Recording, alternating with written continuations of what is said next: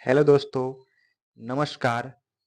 आज हम लोग देखेंगे साहित्य दर्पण का द्वितीय परिच्छेद। ठीक है, उसमें जो है हम लोग लक्षणा के बारे में पढ़ेंगे। यहाँ पर जो श्लोक दिया गया है उसको देखिए।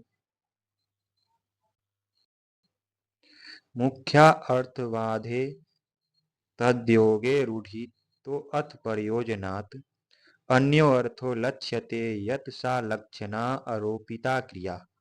अर्थात इसका अगर हिंदी देखेंगे,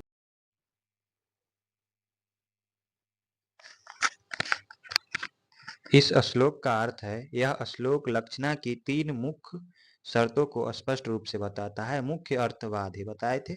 मुख्य अर्थवादे अर्थात जब किसी शब्द का मुख्य या सीधा अर्थ किसी वाक्य में बाधित यानी कि असंगत होता है। ठीक है, बाधित होता है। द्वयो यानी कि बताए थे मुख्य अर्थात द्वयो अर्थात और उस मुख्य अर्थ से कोई संबंध या योग होता है। नया जो बनेगा मुख्य अर्थ उससे जो है कोई अर्थ या संबंध होगा। ठीक है,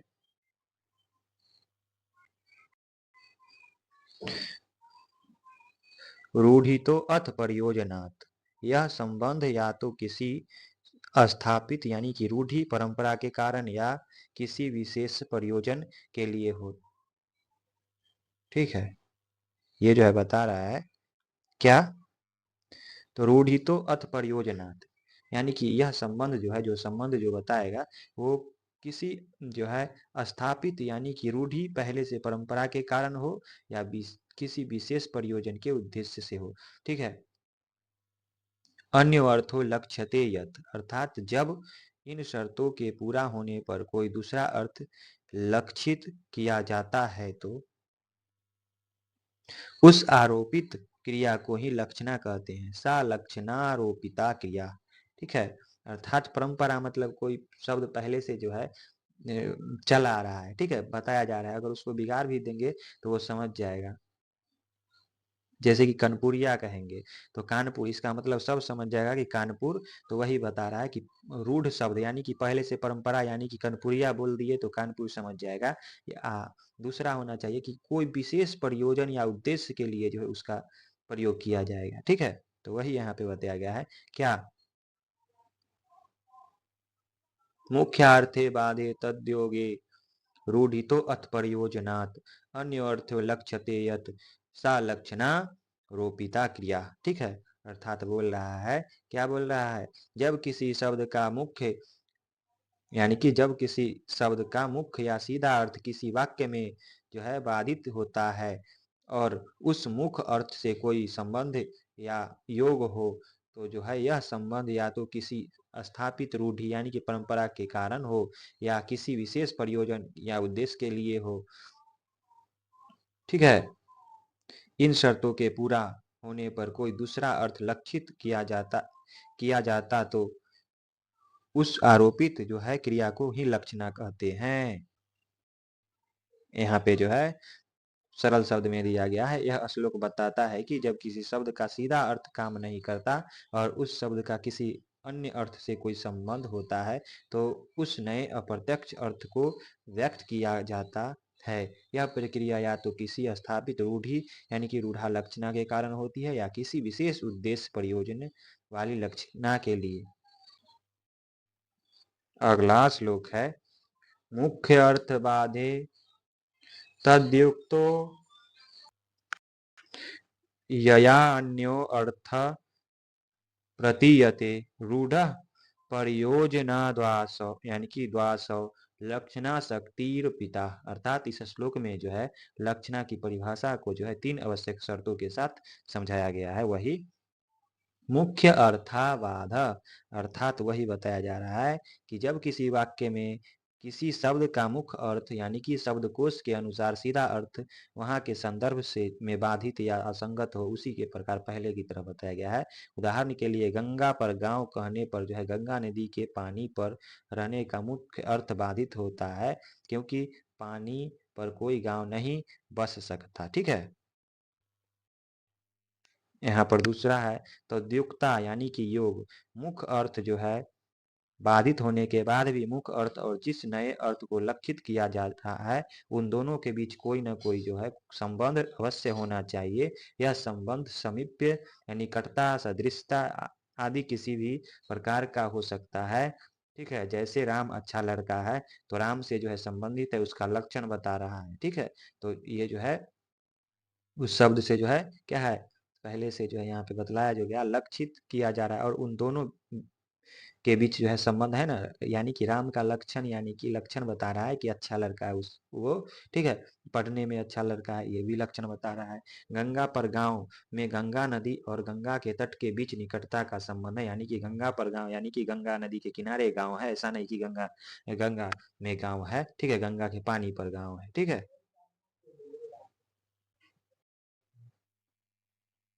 रूढ़ि या प्रयोजन देखिए, यहाँ पे दिया गया है रूढ़ि।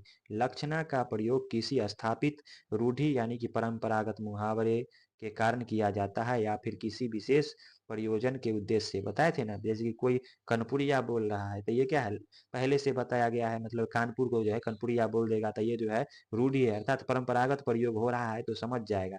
लेकिन कुछ जो है विशेष उद्देश्य से प्रयोग किया जाता है कोई शब्द को। ठीक है, तो उसे क्या कहेंगे, प्रयोजन से। ठीक है, तो जब ये तीनों शर्तें पूरी हो जाती है, तभी शब्द में लक्षणा नाम की शक्ति उत्पन्न होती है। कौन कौन, तो क्या, कौन कौन बताया, कौन कौन बताया यहाँ पे, मुख्य अर्थ बाधा, यानी कि जब किसी वाक्य में किसी शब्द का मुख्य अर्थ जो है बाध हो जाता है, यानी कि बाध्य हो जाता है, और ठीक है असंगत हो जाता है, और दूसरा जो है, दूसरा क्या है, और वह मुख्य अर्थ जो नया बनेगा, मुख्य अर्थ बाधित होने के बाद भी मुख्य अर्थ और जिस नए शब्द को लक्षित किया जा रहा है, यानी कि मुख्य अर्थ को बाधित करके जो नया शब्द जोड़ेगा, उन दोनों के बीच कोई ना कोई संबंध होना चाहिए। जैसे कि मोहन पढ़ने में अच्छा लड़का है, यानी कि पढ़ने में अच्छा है, तो मोहन का जो है मोहन को जो है वह लक्षण बता रहा है। ठीक है, मोहन का जो है लक्षण बता रहा है, लेकिन मोहन से तो संबंध है ना उसका, तो मोहन से क्या संबंध है कि वह तेज है, लेकिन उसका मुख्य अर्थ बाधित हो गया है यहाँ पे। ठीक है,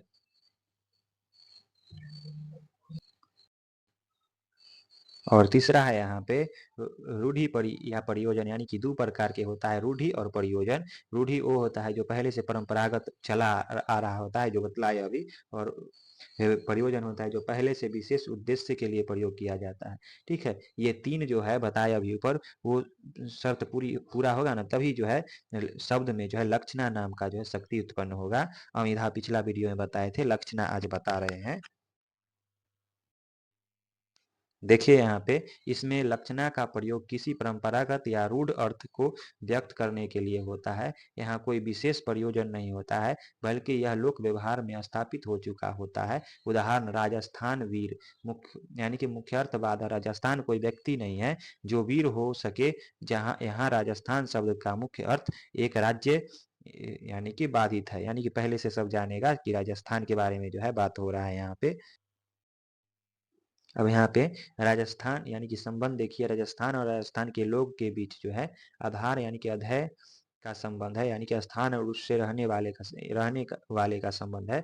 रूढ़ि क्या होता है, यहाँ यह कहना, यहाँ जो है यह कहना एक परंपरा बन चुकी है कि राजस्थान शब्द का प्रयोग वहां के लोगों के लिए होता है।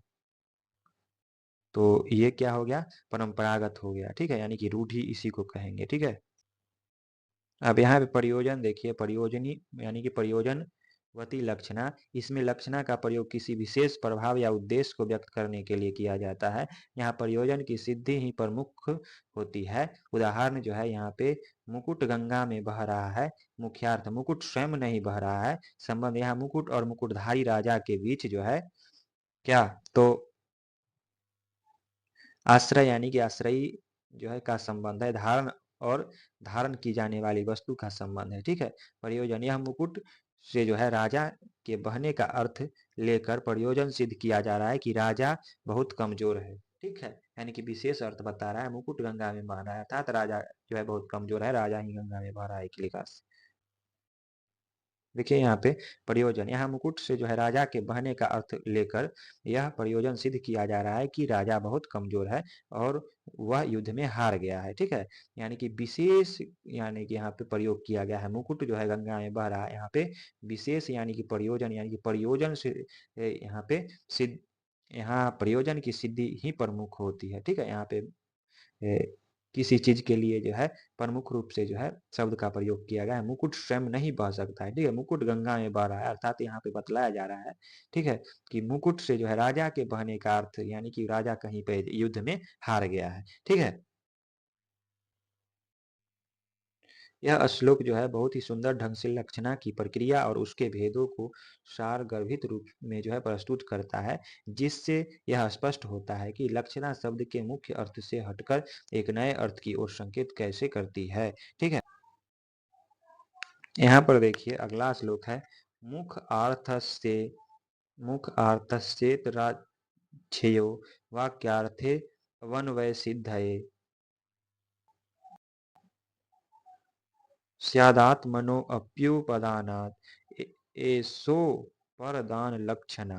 अर्थात यह श्लोक बताता है कि मुख अर्थस्य इतराक्षेपो यानी कि मुख अर्थस्य इतराक्षेप्यो अर्थात जब किसी वस्तु वाक्य में जो है मुख्य अर्थ जो है प्राइमरी मीनिंग दूसरे अर्थ का जो है यानी कि जब कोई किसी शब्द में किसी वाक्य में जो है मुख्य अर्थ जो है दूसरे अर्थ का जो है ग्रहण करेगा या यानी कि समावेश करेगा ग्रहण करेगा करता है, वाक्य अर्थे अवन्वय सिद्धे, ऐसा वाक्य के अर्थ को पूरा करने में जो है कर करके जो है करने के लिए किया जाता है। ऐसा क्यों किया जाता है? तो वाक्य को पूरा करने के लिए किया जाता है,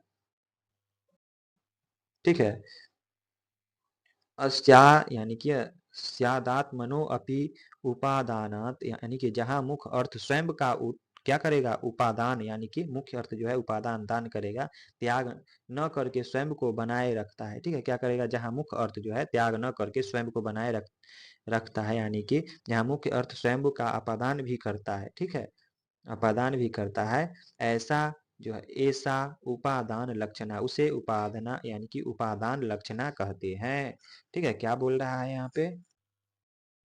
यहाँ पे विस्तृत व्याख्या किया गया है, उपादान लक्षणा का वह भेद है, लक्षणा का ही भेद उपादान लक्षणा है, ठीक है, जहाँ किसी शब्द का मुख्य अर्थ बाधित होने पर भी वह अपने आप को पूरी तरह से नहीं छोड़ता है, ठीक है, यानी कि वही रहता है अर्थ बनाए हुए अपने आप को नहीं छोड़ता है, इसके बजाय वह अपने मुख्य अर्थ के साथ साथ एक नए शब्द यानी कि नए संबंधित अर्थ को भी ग्रहण कर लेता है ताकि वाक्य का अर्थ पूर्ण और सार्थक हो सके, यानी कि वो तो रहेगा पहले वाला अर्थ, वो अपना जगह नहीं छोड़ेगा, लेकिन उसके साथ जो है एक वो अपने साथ नया शब्द को जो है जोड़ लेता है, ठीक है, तो उसको उपादान लक्षणा कहेंगे।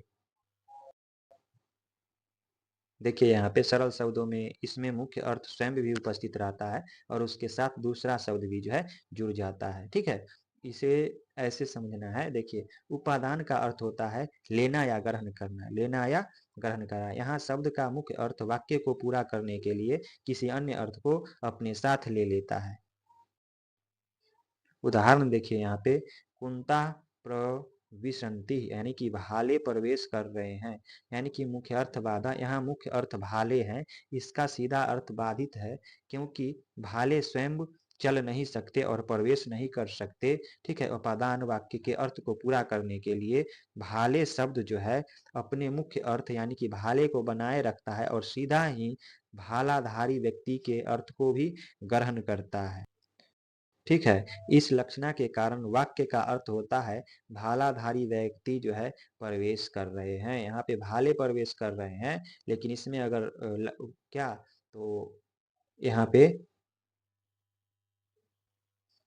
उपादान शब्द कैसे बना, तो इसमें जो है पहले लिखा था भाले प्रवेश कर रहे हैं लेकिन भालाधारी व्यक्ति प्रवेश कर रहे हैं, यहाँ पे भाला भी है लेकिन धारी व्यक्ति जो है क्या आ गया उपादान, यानी कि पहले से तो भाला है ही, ये हटा नहीं, लेकिन धारी व्यक्ति जो है क्या यहाँ पे आ गया, ठीक है, पहले से तो था ये अपना शब्द मूल शब्द, लेकिन उसके बाद भी भालाधारी आ गया, तो वही बोल रहा है यानी कि भालाधारी व्यक्ति प्रवेश कर रहे हैं।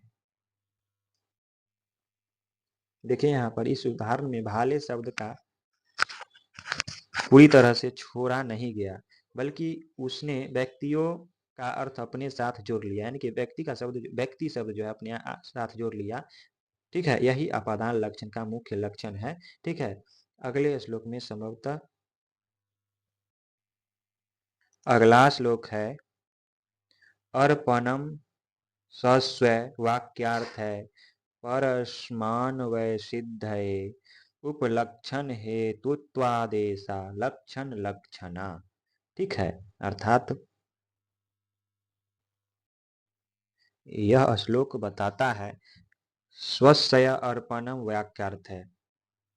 जब कोई शब्द अपने मुख्य अर्थ का पूरी तरह से अर्पण कर देता है ताकि वाक्य का अर्थ पूरा हो सके।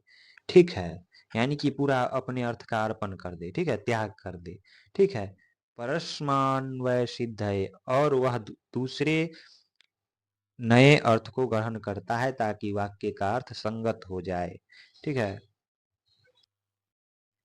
और उपलक्षण हेतुत्वात् अर्थात यहाँ शब्द यहाँ वह शब्द जो है केवल एक उपलक्षण यानी कि संकेत या प्रतीक के रूप में कार्य करता है जिसको वो त्याग करता है। ऐसा लक्षण लक्षणा ऐसे लक्षिता लक्षण कहते हैं, उसे जो है क्या कहेंगे, लक्षिता लक्षण कहेंगे। क्या बोल रहा है, जब कोई शब्द अपने मुख्य अर्थ का जो है पूरी तरह से अर्पण कर त्याग देता है ताकि वाक्य का अर्थ पूरा हो सके। ठीक है, और वह दूसरे नए अर्थ को जो है ग्रहण करता है ताकि वाक्य का अर्थ पूरा सार्थक हो सके, संगत हो सके। ठीक है, यहाँ वह शब्द केवल एक उपलक्षण यानी कि संकेत या प्रतीक के रूप में कार्य करता है, तो उसे जो क्या कहेंगे, लक्षिता लक्षणा कहेंगे। ठीक है,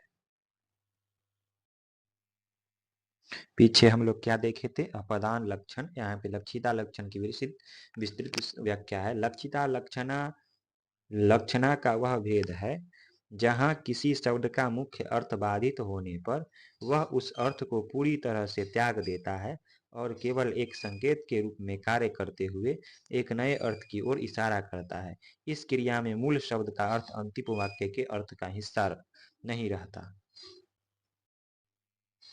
यहाँ पे देखिए, ऐसे समझे इसको, लक्षिता का अर्थ होता है लक्षिता यानी कि लक्षित किया गया। यहाँ शब्द स्वयं लक्षित नहीं होता बल्कि वह दूसरे अर्थ को लक्षित करता है। ठीक है, यहाँ पर उदाहरण दिया गया है, गंगायाम घोष, गंगा में गांव। मुख्यार्थ बाधा, यहाँ मुख्य अर्थ गंगा नदी के पानी है जो बाधित है क्योंकि कोई भी गांव गंगा नदी के पानी पर नहीं बस सकता। अर्थ का त्याग, गंगा शब्द अपने मुख्य अर्थ को पूरी तरह से त्याग कर देता है। ठीक है, उपलक्षण, यह शब्द केवल एक उपलक्षण के रूप में कार्य करता है जो कि निकटता के संबंध के कारण गंगा के तट की जो है क्या करता है, और संकेत करता है। अर्थात गंगा के तट पर गांव है। ठीक है, गंगा पर नहीं, गंगा पर नहीं है। ठीक है, वही बतला रहा है यहाँ पे। अंतिम अर्थ यहाँ पे निकला क्या, तो इस लक्षणा के कारण वाक्य का अर्थ है गंगा के तट पर गांव है। ये जो है अपने मुख्य अर्थ का क्या किया, अर्थ को जो है त्याग दिया। ठीक है, मुख्य अर्थ को क्या किया, त्याग दिया, यानी कि गंगा में गांव है, यानी कि मुख्य अर्थ क्या था, गंगा में गांव है, लेकिन यहाँ पे क्या हो गया, गंगा के तट पर गांव है। ठीक है, तो लक्षित लक्षणा किसको कहेंगे, लक्षिता लक्षणा वह यानी कि जहाँ किसी शब्द का मुख्य अर्थ बाधित हो जाता है। ठीक है, वह उस अर्थ को पूरी तरह से त्याग देता है, पहले वाला अर्थ को। ठीक है, केवल एक संकेत के रूप में कार्य करता करते हुए एक नए अर्थ की ओर जो है इशारा करता है। जैसे कि बोला ना, गंगा में गांव है, गंगा में गांव है, इसका अर्थ थोड़े से गंगा में, गंगा नदी में गांव है, लेकिन इशारा क्या कर रहा है, गंगा के तट पर गांव है, यानी कि जो है मुख्य अर्थ बाधित हो रहा है, लेकिन क्या कह रहा है, संकेत कर रहा है। ठीक है, संकेत कर रहा है यहाँ पे। ठीक है, तो वही बतला रहा है कि में गांव है, अर्थात गंगा में गांव नहीं है, गंगा नदी पर गांव है, ये संकेत कर रहा है। ठीक है, देखिए अगला श्लोक क्या है, तो अगला श्लोक यहाँ पे है कि विषय स्थानिग्रन अस्मान्यता अस्मान्यतादात्मय प्रतिकृत। ठीक है, और सारोपा शालिग्रीनस्य मता साध्यवसानिका, साध्यवसानिका अर्थात विषय मतलब उपमेय, और उपमेय को क्या कहेंगे, जिसकी तुलना की जाए। ठीक है, और विषयी होता है उपमान, जिससे तुलना करेंगे। ठीक है, जिस यानी कि जिससे तुलना की जाए उसे क्या कहेंगे, उपमान या विषयी।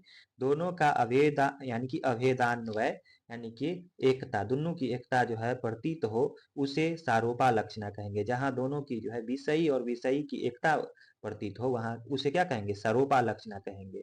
ठीक है, यानी कि वही बताया है, विषय स्थानिग्रह मान्य तादात्म्य प्रतिकृत सारोपा। ठीक है, और विषयी उपमान ही जो है, जब विषयी जब विषयी ही विषय को पूरी तरह से निगल जाए, विषयी यानी कि जिससे तुलना की जाए, उस तो तुलना जिससे तुलना की जाए, तो जिसकी तुलना हो, ठीक है, यानी कि विषयी ही विषय को पूरी तरह से निगल जाए या अपने में समाहित कर ले, तो उसे जो है साध्य वसानक लक्षणा कहेंगे, है ना, साध्य वसानिका। ठीक है, सयाली निग्रह मता शाल्या, यानी कि साल सयाली गृहस्य माता साध्य वसानिका। ठीक है, श्लोक में दिया गया है, तो आगे देखते हैं। तो यहाँ देखेंगे कि सारोपा लक्षणा क्या होता है और साध्यावसाना लक्षणा क्या होता है। तो सारोपा लक्षणा क्या होता है, सारोपा शब्द दो शब्दों से बना है, स आरोप, इसका अर्थ है आरोप के साथ। ठीक है, इस लक्षणा में उपमेय जिसके बारे में बात हो रही है, अर्थात विषय, और उपमान जिससे तुलना हो रही है, विषयी, दोनों का जो है स्पष्ट उल्लेख होता है और उन दोनों को एक मान लिया जाता है। ठीक है, बोले थे ना ऊपर में, उसी को क्या कहेंगे, तो क्या कहेंगे, सरोपा लक्षणा। ठीक है, श्लोक के अनुसार इसमें विषय उपमेय और विषयी उपमान दोनों अपनी अपनी जगह मौजूद होते हैं और उनमें एक होने का भाव उत्पन्न होता है। यहाँ पे उदाहरण दिया गया है, अयम गौ, यह गाय है। यहाँ एक मूर्ख व्यक्ति को संबोधित किया जा रहा है। ठीक है, यह गाय है। ठीक है, उपमेय यानी कि विषय अयम यानी कि यह व्यक्ति, उपमान विषय यानी कि गाय है। ठीक है, यानी कि यह गाय है, यहाँ संबोधित हो रहा है, तो किसके बारे में यानी कि बोल रहा है। ठीक है, उपमेय क्या होता है, बताए थे, उपमेय होता है जिसके बारे में बात हो, और उपमान होता है जिससे तुलना की जाए। तो यह गाय है जो यहाँ एक मूर्ख व्यक्ति को संबोधित किया जा रहा है, तो उपमेय हो गया यह व्यक्ति, यानी कि व्यक्ति, और किससे तुलना की जा रही है, तो गाय से, तो गाय हो गया उपमान। ठीक है,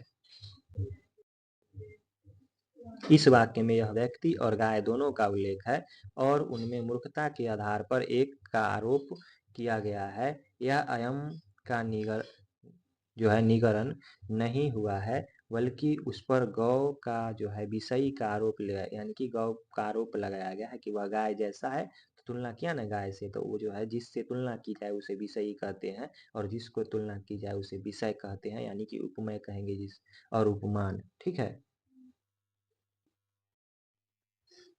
दूसरा देखिए, संध्यावसान लक्षणा। संध्यावसान शब्द का अर्थ है पूरी तरह से समाहित करना या निगल जाना। इसका लक्षणा में उपमेय विषय को पूरी तरह से हटा दिया जाता है। ठीक है, इस लक्षणा में जो उपमेय विषय को यानी कि विषय को पूरी तरह हटा दिया जाता है, केवल उपमान विषय का ही उल्लेख होता है। यहाँ उपमान उपमेय को अपने भीतर समाहित कर लेता है। श्लोक के अनुसार यहाँ विषय यानी कि उपमान ही विषय यानी कि उपमेय को निगल जाता है, कि इसको विषयी जो है विषय को निगल जाता है। उदाहरण देखिए, गौरेवागतः, गाय ही आ गई, यानी कि गाय ही आ गई। यहाँ किसी मूर्ख व्यक्ति के आने पर यह वाक्य कहा जाता है। उपमेय यानी कि वह मूर्ख व्यक्ति, यानी कि क्या, उपमान यानी कि विषयी गौ। ठीक है, यानी कि बोल रहा है, यानी कि क्या बोल रहा है, गौ क्या है, तो विषयी अर्थात जिसको जिससे तुलना किया जा रहा है। लेकिन विषय यानी कि व्यक्ति को छोड़ दिया ना, लेकिन क्या, उपमान यानी कि जिससे तुलना की जा रही है उसका ही नाम रख दिया, यानी कि उपमान का ही नाम रख दिया, यानी कि गौरे वागता, यानी कि गाय ही आ गई है, यानी कि क्या, तो विषय को जो है छोड़ दिया। ठीक है, मूर्ख व्यक्ति को जो हटा दिया यहाँ पे।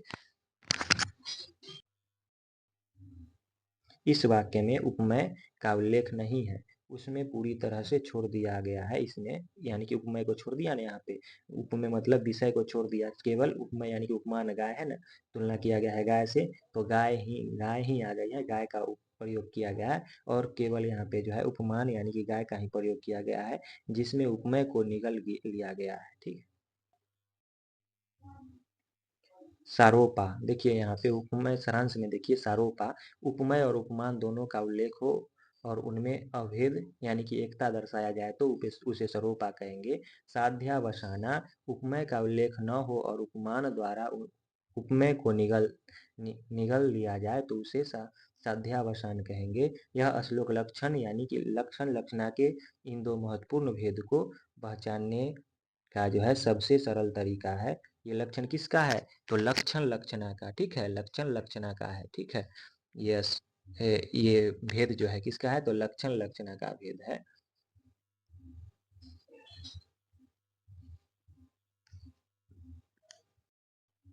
याद रखिएगा ये जो है क्या, तो उपादान का नहीं है, उपादान लक्षणा का नहीं है, लक्षण यानी कि लक्षण लक्षणात् बताए थे ना, लक्षणात् लक्षण उसी का है। ठीक है, भेद सारोपा में दोनों विषय मौजूद होते हैं जबकि संध्यावसान में केवल एक विषय ही होता है जो विषय को अपने जो है क्या करता है, अपने में समाहित कर लेता है। तो ये किसका भाग है? दो, सारोपा और संध्यावसान। तो लक्षणात् लक्षण का। ठीक है,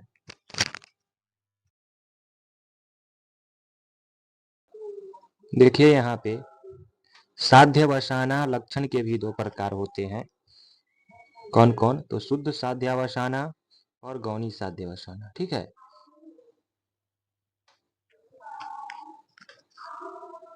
शुद्ध साध्यवसाना यह होता है कि जहाँ सदृश्य का संबंध न हो, जैसे कि आयु घृतम, घी ही आयु है। ठीक है, यहाँ घी और आयु में कोई सदृश्य नहीं है बल्कि एक रूढ़िगत प्रयोग है। इस वाक्य में आयु को ही घी मान लिया गया है। और गौणी साध्यवसाना क्या होता है?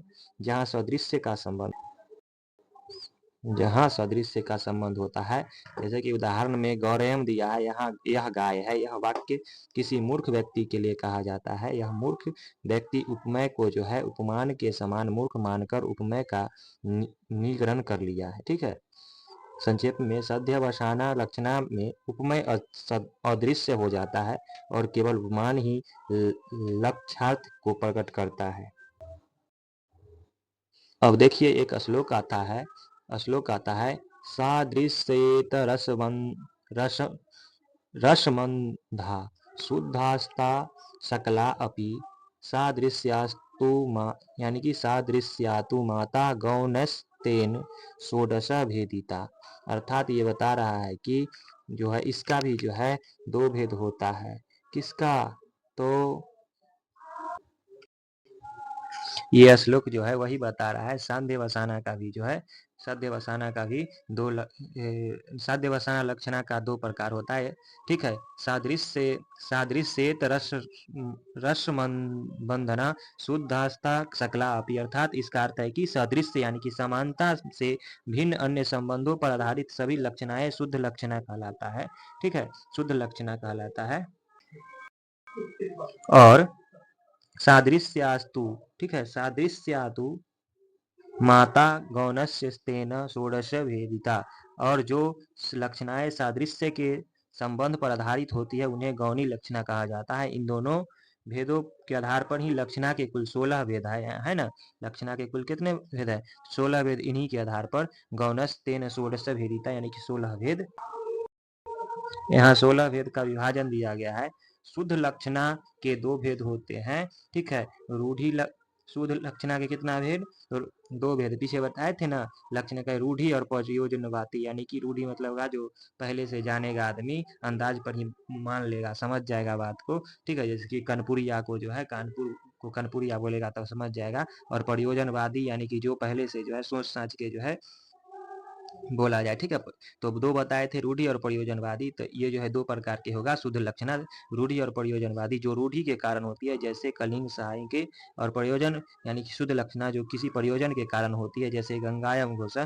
ठीक है, उसी प्रकार गौणी लक्षणा का सदृश्य संबंध के दो भेद होते हैं गौणी लक्षणा का। रूढ़ी गौणी लक्षणा जो रूढ़ी के कारण होती है, और प्रयोजन गौणी लक्षणा जो किसी प्रयोजन के कारण होती है। ठीक है,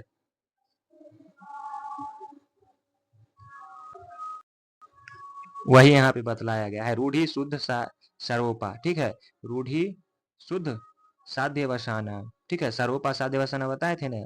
रूढ़ी सर्वोपा रूढ़ी शुद्ध साध्य वसाना, परियोजनावती शुद्ध सर्वोपा परियोजनावती जो है शुद्ध साध्य वसाना। फिर होगा रूढ़ी गौनी सर्वोपा रूढ़ी गौनी साध्य वसाना परियोजनवाती गौनी सर्वोपा परियोजनवाती गौनी साध्य वसाना, ठीक है। देखिए ये क्या होता है, रूढ़ी शुद्ध सर्वोपा, यह लक्षण रूढ़ी पर आधारित होता है, इसमें सादृश्य का संबंध नहीं होता और उपमेय तथा उपमान दोनों का कथन होता है, ठीक है, उपमान और उपमान दोनों का कथन होता है। उदाहरण के लिए आयु घृतम, घी ही आयु है, यहाँ घी जो है उपमान और आयु में कोई समानता नहीं है, लेकिन भारतीय परंपरा में घी को स्वस्थ और लंबी आयु को प्रतीक माना जाता है। इस वाक्य में आयु और वृत्त दोनों का कथन है, यानी कि दोनों जो है एक साथ है, कौन, तो विषय और विषयी का एक साथ है, ठीक है, इसीलिए इसको कहेंगे रूढ़ी शुद्धा सरोपा। अगला है रूढ़ी शुद्धा साध्य वसाना, यह भी रूढ़ी पर आधारित होता है और यह सादृश्य से भिन्न संबंध रखता है, लेकिन इसमें उपमेय का लोप कर दिया जाता है, यानी कि विषय का लोप कर दिया जाता है। उदाहरण के लिए मंचा क्रोशंती, मंच यानी कि मंच जो है चिल्ला रहे हैं, यहाँ मंच का आधार जो है, यानी कि मंच पर कोई तो होगा जो चिल्ला रहा है, तो मंच पर बैठे हुए पुरुषों से है, ठीक है, पुरुष जो है चिल्ला रहा है मंच पर बैठे हुए, तो विषय हुआ ना पुरुष, तो पुरुष को जो है क्या किया, उपमेय यानी कि उपमान को जो है हटा दिया, यानी कि लोप कर दिया, ठीक है। यह रूढ़ी है, लोग मंच पर कहकर मंच पर बैठे पुरुष को जो पुरुषों का जो है अर्थ लेते हैं, ठीक है। यहाँ पुरुष जो है उपमेय का उल्लेख नहीं है, केवल मंच पर उपमान यानी कि उपमेय का यानी कि विषय का उल्लेख नहीं है, उपमान केवल जो है, उपमेय मतलब होता है जो जिसके बारे में बात किया जा रहा है जिससे तुलना किया जाए हुए उपमान कहते हैं, यानी कि उपमान का प्रयोग किया गया है जिसमें उपमेय को निगल लिया गया है, उपमेय यानी कि निगल लिया गया है, तो वही बोल रहा है मंच पर बैठे हुए पुरुषों से है, किसका संबंध, तो ये जो चिल्ला रहा है कौन, तो मंच चिल्ला रहे हैं, तो मंच थोड़ी चिल्लाएगा कि उस पे बैठा पुरुष चिल्लाएगा, ठीक है, तो पुरुष यानी कि उपमेय को जो है लोप कर दिया गया है। तीसरा है यहाँ पे प्रयोजन वती शुद्धा सरोपा, तो ये जो है यह लक्षणा किसी विशेष प्रयोजन के लिए प्रयोग होती है और सादृश्य से भी भिन्न संबंध रखती है, इसमें भी उपमेय और उपमान दोनों का कथन होता है। उदाहरण यष्टीन भोज्य, लाठियों का भोजन कराओ, लाठियों को जो है भोजन कराओ, यानी कि यह प्रयोजन किसी प्रयोजन से है कि लाठी जो है उपमान के माध्यम से लाठी धारण करने वाले व्यक्ति को भोजन कराने का जो है बात कर रहा है, तो लाठी को भोजन कराओ नहीं, लाठियों को धारण करने वाले को भोजन कराओ, ठीक है। चौथा है प्रयोजनवती शुद्धा सद्य वसाना, यह लक्षणा भी यानी यह लक्षणा भी किसी प्रयोजन के लिए है, ठीक है, और सदृश्य से भिन्न है, लेकिन इसमें उपमेय का लोप हो जाता है। गंगायम घोषा, गांव में यानी गंगा में गांव है, यहाँ गंगा जो है उपमान शब्द से जो है गंगा के किनारे का उपमेय अर्थ लिया गया है। प्रयोजन यह है कि गंगा के किनारे की पवित्रता और शीतलता को बोध होता है। यहाँ किराना जो है, किराना का लोप कर दिया गया है क्योंकि ये उपमेय है, ठीक है, किराना का वो लोप कर दिया गया है, यानी कि गंगा में गांव है, यानी कि किनारे यानी कि किनारा का लोप कर दिया गया, किनारे का जो है लोप कर दिया गया है, ठीक है। ये जो है ये तो लोप होना तो सध्यवसाना का तो प्रतीक ही है, ठीक है, लक्षण ही है। अब देखिए रूढ़ी गौनी स्वरूपा, यह लक्षणा रूढ़ी पर आधारित होती है और इसमें सादृश्य का संबंध होता है, इसमें उपमेय और उपमान दोनों का कथन होता है।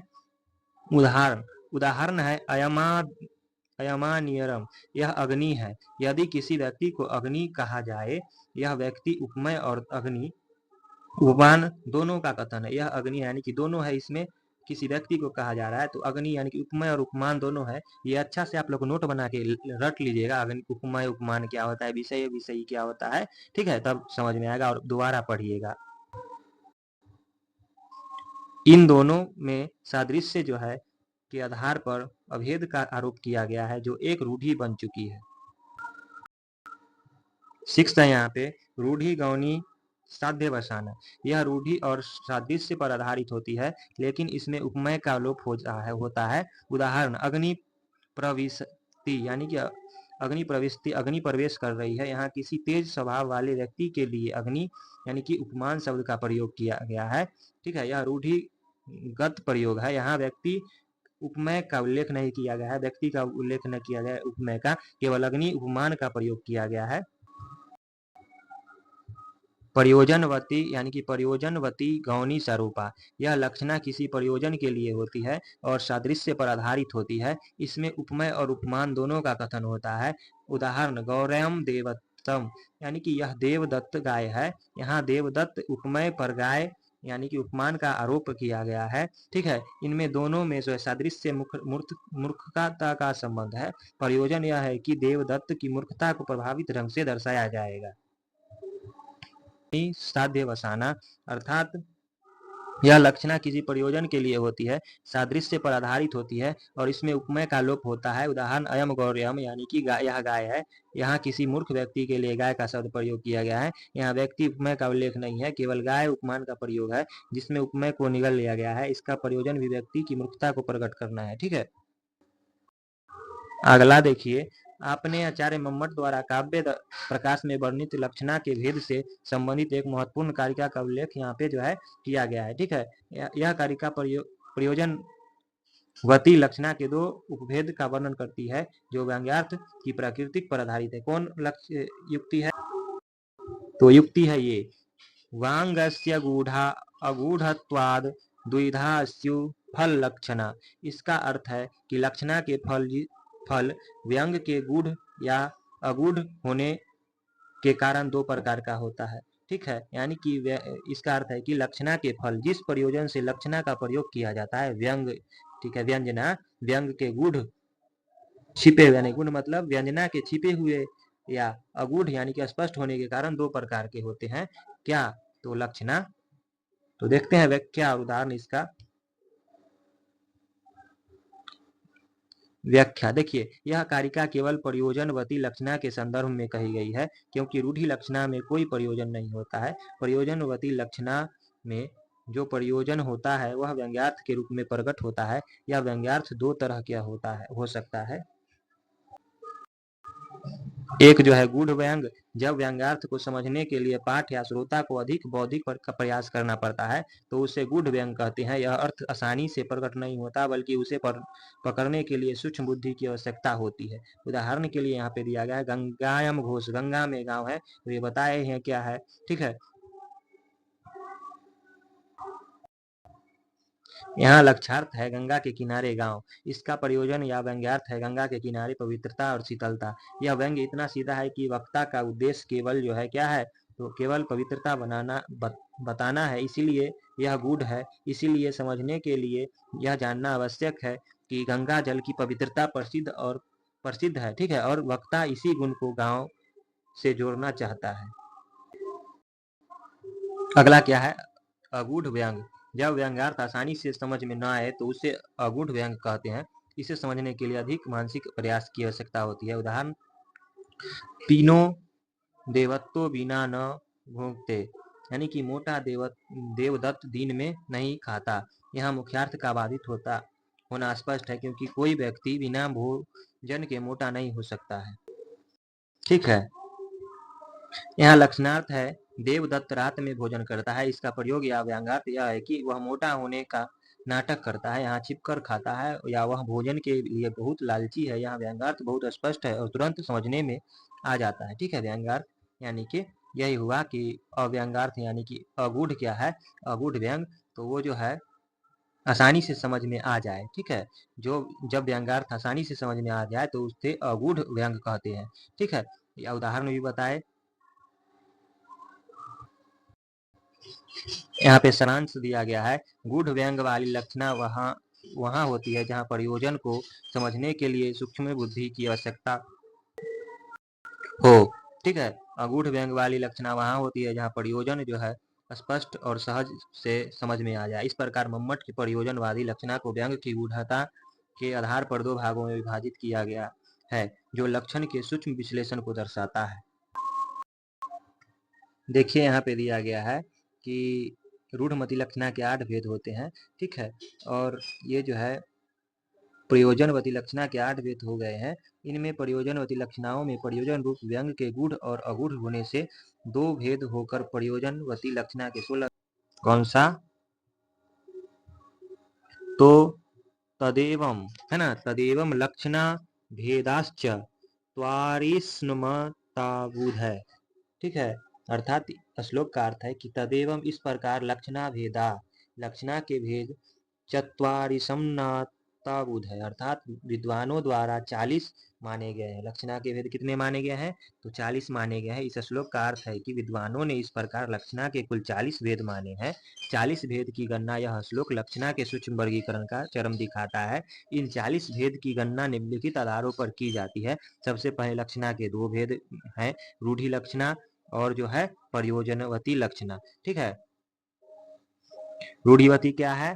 तो रूढ़िवती वो है जो रूढ़िवती जो परंपरा पर आधारित होता है, और प्रयोजनावती लक्षणा जो किसी खास उद्देश्य के लिए होता है। ठीक है,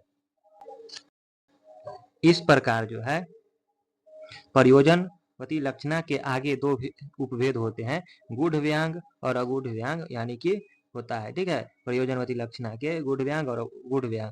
ठीक है, और फिर जिसका अर्थ जो है अगूढ़ व्यंग का अर्थ होता है जिसका जो है व्यंग्यार्थ समझना सरल हो, और गूढ़ व्यंग का अर्थ होता है जिसका व्यंग्यार्थ समझना कठिन हो। इस प्रकार कुल 3 भेद हो गए। इन तीनों भेदों के आगे जो है 2-2 भेद हो जाते हैं। ठीक है, शुद्ध लक्षणा और गौणी लक्षणा। सादृश्य पर आधारित संबंध है गौणी लक्षणा, और शुद्ध लक्षणा है सादृश्य से भिन्न संबंध होता है।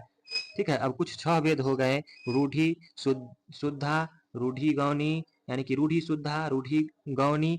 ठीक है, प्रयोजनवती गूढ़ शुद्धा, प्रयोजनवती गूढ़ गौणी, प्रयोजनवती अगूढ़ शुद्धा, प्रयोजनवती अगूढ़ गौणी। इसके बाद इन 6 भेद में से प्रत्येक में 2-2 भेद होते हैं जो कथन विधि पर आधारित होता है। ठीक है, कौन होता है कथन विधि पर आधारित? सरोपा, और क्या होता है? सरोपा होता है जो जहाँ उपमेय और उपमान दोनों कथन होता है। साध्यावसान, जहाँ केवल जो है उपमान का कथन होता है। सरोपा क्या होता है? जहाँ उपमेय और उपमान दोनों का कथन होता है, और साध्यावसान केवल उपमान का कथन होता है। अब कुल 12 भेद हो गए। ठीक है, 6-6 12। अब इन 12 भेदों में के फिर से 2-2 भेद होते हैं जो शब्द के स्वरूप पर आधारित होता है। पदंग लक्षणात्, ठीक है, जहाँ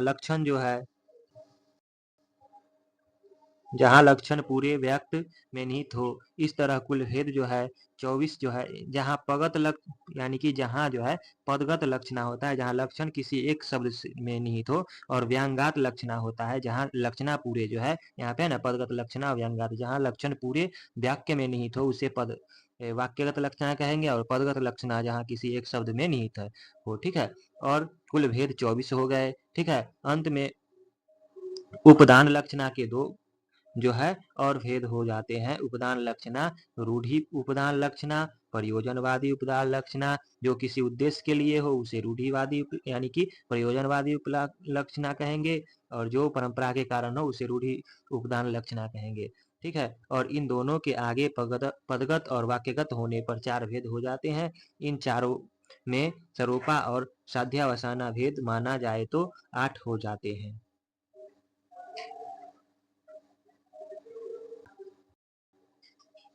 कुल मिलाकर ये भेद और बढ़ जाते हैं। मम्मट ने इस श्लोक के माध्यम से ये लक्षण के सभी भेदों के एक संक्षिप्त संख्या बताई है। अन्य आचार्यों के मतों का भी सम्मिलित किया जाए तो यह संख्या और भी बढ़ सकती है। यह श्लोक दिखाता है कि भारतीय काव्य शास्त्र में जो है शब्दों और उनके अर्थ